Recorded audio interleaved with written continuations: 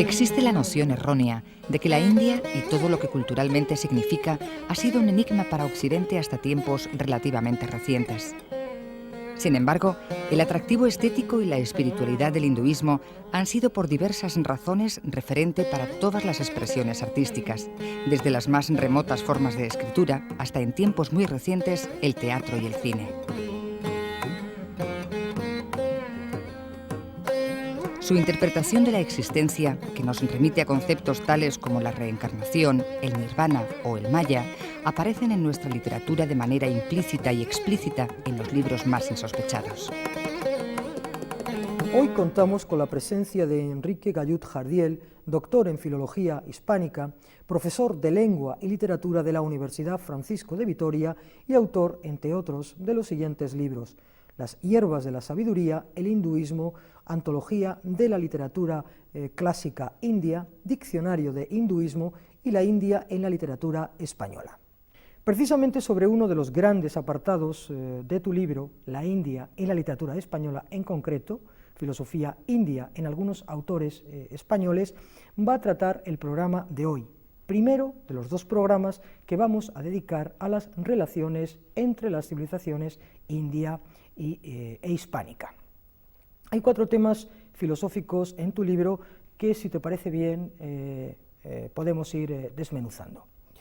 El primer tema hace referencia al panteísmo, es uno de los temas a los que tú aludes en tu trabajo, y se me ocurren pues una serie de preguntas. La primera de ellas es: ¿qué entiende Occidente, qué crees que entiende Occidente por panteísmo? Bien, panteísmo, la palabra lo dice, panteísmo, todo es Dios, es la noción de que todo aquello que nos rodea, todo aquello que somos, es parte de una sola única cosa, de un cuerpo divino. Entonces, todo lo existente es Dios, nosotros somos parte de Él, y así es como hay que concebir la vida nuestra y la de los demás. Entonces, esta noción ha existido en Occidente en momentos concretos. Los presocráticos lo explicaron de una manera muy clara. Concretamente, Metrodoro de Quío hace una explicación de este concepto del ser, dice que lo que es siempre fue, porque no tiene sentido que de la nada surja algo, entonces siempre estuvo ahí y siempre estará, lógicamente, con lo cual lo define como eterno. Y si siempre estuvo y siempre estará, pues no puede estar limitado, no está limitado en el espacio tampoco, con lo cual es infinito. Y no puede haber una segunda cosa, puesto que eso implicaría que la primera acaba en un lugar concreto, con lo cual es uno. Entonces define a ese ser como eterno, infinito y uno, que abarca todas las cosas, independientemente de cómo nosotros lo percibamos. Esto es lo que nosotros podemos entender con la explicación científica de que la materia pues, se puede transformar, pero nunca se puede crear ni se puede destruir, sino que lo que hay siempre ha estado ahí. ¿Cómo afecta esta noción en Occidente? Pues da una visión optimista del mundo. El universo no es, según la concepción cristiana, por ejemplo, un valle de lágrimas, sino que nosotros somos parte de ese cuerpo divino, que es lo que hay, y conecta con la teoría de Leibniz y de esa noción de que vivimos en el mejor de los mundos posibles, porque es el único posible y el que lo abarca todo. Obviamente en Occidente la noción va a variar y pensadores posteriores como Fichte, como Hegel, van a precisar y matizar, pero esta es la noción en esencia. En segundo lugar, ¿qué entiende el pensamiento indio, qué entiende por panteísmo? ¿Cuál es el concepto de panteísmo por parte del pensamiento de la India?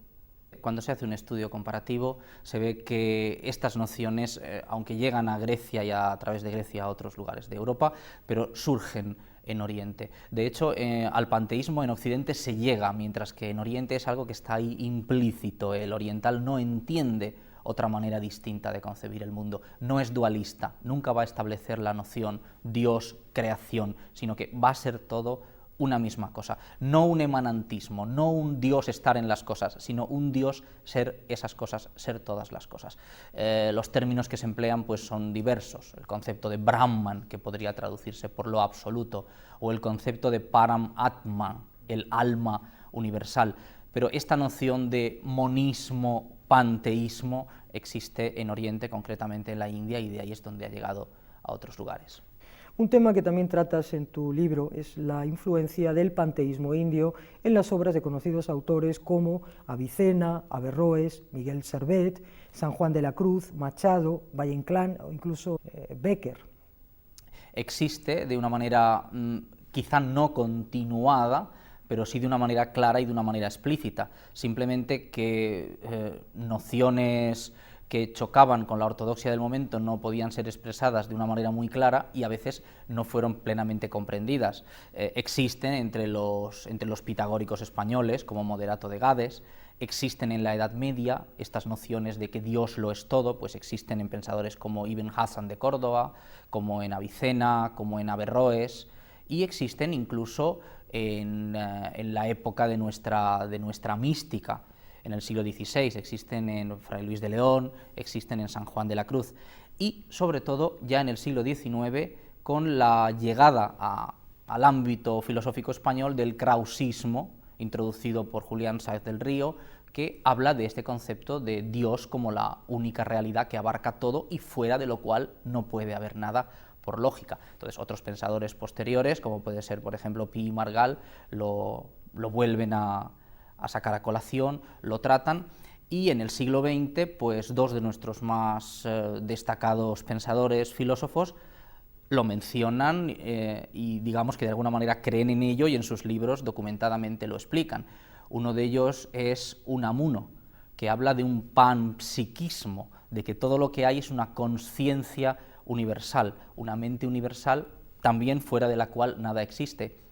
Y el otro es el propio Ortega y Gasset, que dice que la vitalidad, que es la base de su filosofía, es una vitalidad general, que abarca todo, y la define como torrente cósmico unitario. Y nos dice que esa vitalidad es una y que los seres son simplemente momentos o posiciones parciales de esa vitalidad que no está nunca fragmentada de una manera real. El postulado filosófico del panteísmo de que la totalidad del universo es el único Dios parece ser el que más ha reconfortado el espíritu del hombre desde sus orígenes pensantes. El panteísmo y otros conceptos como la reencarnación o la transmigración tienen un tremendo atractivo para la creación literaria y su poder fabulador. Por ello, han sido trasladados a nuestra literatura con mayor o menor fidelidad.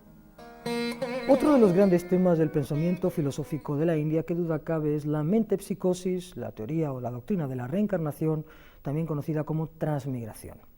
Creo que sería conveniente definir cuál es, según tu criterio, el sentido, el significado de este término que es tan básico y tan importante en el pensamiento de la India. Y, por supuesto, intentaríamos ver posteriormente cuál es el tratamiento de esta doctrina en autores españoles, que tú citas en tu libro, Emilio Castelar, Antonio Machado, Rubén Darío, Juan Ramón Jiménez, Valle Inclán, por citar algunos autores. Se concibe de la misma manera. Las modalidades de la reencarnación, cómo sucede, es algo que no se sabe, es pura especulación filosófica, pero existe en Oriente y existió también en Grecia la creencia de que el alma, al desencarnarse del cuerpo, no desaparecía, sino que volvía a encarnar en qué otro tipo de cuerpo no lo sabemos, pero que evidentemente continuaba en esa existencia. Y sobre todo, a partir del siglo XIX, en España esta noción queda muy clara. Por ejemplo, Emilio Castelar critica la noción cristiana de la muerte, fin de una serie de cosas y que provoca una angustia en el hombre, y dice que la individualidad nunca puede perderse, con lo cual no hay que llorar por la muerte, porque la muerte es simplemente un paso de una forma de vida a otra forma de vida semejante. Habla concretamente de la reencarnación. Otros autores que lo tratan, pues puede ser, por ejemplo, Rubén Darío, tiene un poema que se llama Rufo Galo y que nos cuenta una persona sus experiencias. Es un soldado de las legiones romanas y dice: yo fui un soldado que estuvo en el lecho de Cleopatra, la conocí y ahora, luego fui comido por los perros, luego morí, peleé en tal sitio, ahora soy otra cosa distinta. O, por ejemplo, Juan Ramón Jiménez, en un poema de amor que dice: renaceré yo como piedra y aún te amaré a ti, y luego renaceré como árbol y te seguiré amando a ti, mujer, renaceré como hoja, renaceré como río, renaceré como agua. Esta noción es bastante frecuente.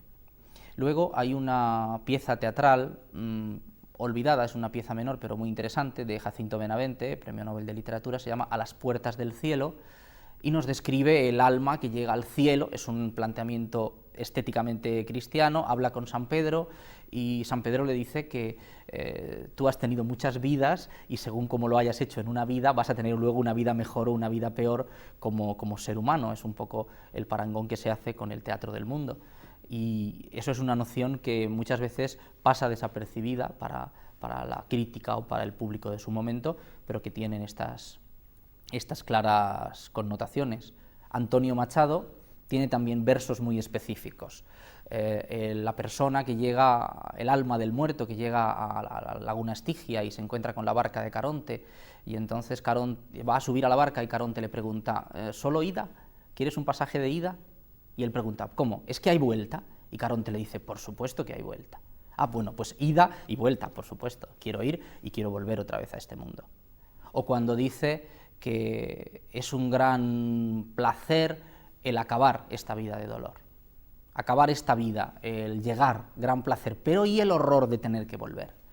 Nos menciona de una manera velada la reencarnación, pero que puede ser entendida por cualquiera que lea los textos están ahí. Otro de los grandes temas del pensamiento de la India, sin lugar a dudas, es la doctrina de Maya, el concepto de Maya. ¿Cómo han interpretado los diferentes autores españoles este concepto y cómo lo han reflejado en sus respectivas obras? Séneca, que tú citas en tu libro, en tu obra, Quevedo, Calderón, Jacinto Benavente o Antonio Machado. Sí, el concepto de Maya es la ilusoriedad del mundo fenoménico. Quiere decir, hemos hablado antes de que el ser lo es todo, somos todos una misma realidad, sin embargo tenemos una percepción de nosotros como realidades distintas. Yo me considero distinto a otra persona, distinto a un ciervo, distinto a un caballo y distinto de esta silla, pero según la teoría del Vedanta, esa diferenciación es ficticia. Es solo nuestro punto de vista el que nos impide ver que todo es lo mismo y que nos hace verlo diferenciado, pero eso es un engaño de los sentidos. Eso es Maya, algo que vemos pero que en realidad no es. ¿Cómo aparece esto en los autores españoles, en los que has mencionado y en algunos más? Pues principalmente con el empleo de dos grandes metáforas. La primera de ellas es la que denominada Theatrum Mundi, el teatro del mundo, que es la que emplea Séneca, la que después emplea Quevedo, la que emplea Calderón, luego Benavente. El mundo es un teatro. Dios es el autor que ha hecho el libro, los hombres somos los representantes, los actores, y en cada vida, como en cada función teatral, nosotros hacemos nuestro papel. El rico hace el papel del rico, el pobre hace el papel del pobre, el rey, el mendigo. Y según como hayamos hecho nuestro papel, según como hayamos hecho de bien nuestro papel, en la obra siguiente, en la vida siguiente, se nos dará un papel mejor o peor en el reparto, así como nosotros hayamos cumplido. Entonces, es la noción de que se vea al mundo como algo que es ficticio. Los hombres somos representantes en la comedia del mundo. Esto está en distintas obras, en Lo fingido verdadero, de Lope de Vega, en El gran teatro del mundo, de Calderón de la Barca, en A las puertas del cielo, de Jacinto Benavente, y en muchas otras obras. Y la segunda gran metáfora que refleja Maya es la del somnum vitae, el sueño de la vida. La vida es un sueño del que podemos despertar en cualquier momento y nos daremos cuenta de que eso que nosotros creíamos que era real, no era real, que era simplemente un sueño. Hora el día de despertar, que según Clotal lo entiendo, todavía estoy durmiendo y no estoy muy engañado, porque si ha sido soñado lo que vi palpable y cierto, lo que veo será incierto, pues no es mucho que rendido, que sueño estando dormido, que vea estando despierto. El hombre es simplemente un personaje del sueño de Dios o del sueño de sí mismo. No sabemos hasta qué punto está la diferencia entre lo que es la realidad y lo que nosotros creemos que es la realidad. Y esto ha estado en muchos autores, ya desde el inicio de la literatura española, pero en la literatura moderna española, concretamente en Antonio Machado, es donde más se refleja de una manera clara, en donde el tema del sueño es recurrente. Yo soñé que hablaba con Dios y luego soñé que estaba soñando, o soñé que Dios me estaba soñando, y este es el sistema en que las letras españolas emplean para transmitirnos esa enseñanza filosófica oriental. Dentro de las filosofías orientales, el budismo es el otro gran referente para la cultura occidental. Volvemos a apreciar aquí ese doble atractivo que tiene para el arte lo genuino de sus tradiciones junto a la profundidad de su pensamiento. Los valores de ascetismo y meditación de la doctrina budista, enmarcados en un paraíso natural donde el color tiene un destacado protagonismo, han convertido a la cultura tibetana en una fuente de inspiración para los autores occidentales. El budismo forma parte del pensamiento de la India y en tu libro también se refleja una cierta influencia o una cierta admiración por la figura del Buda en algunos autores españoles. Si te parece bien, podríamos comentar algo en este sentido. Bien, eso sería un tema ya más ligado al aspecto literario del asunto, pero sí, por ejemplo, la figura de Buda misma pues ha sido tratada en la literatura española en diversos momentos.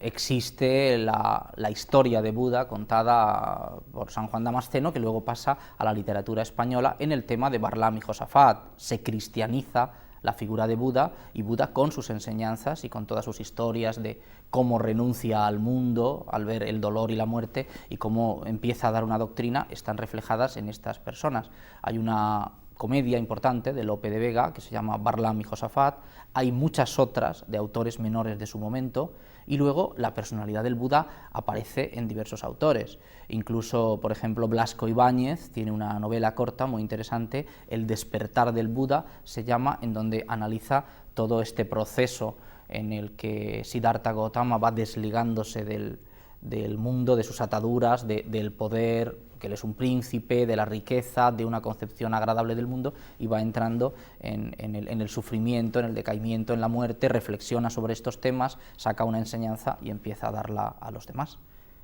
Y para terminar, el tema del tiempo.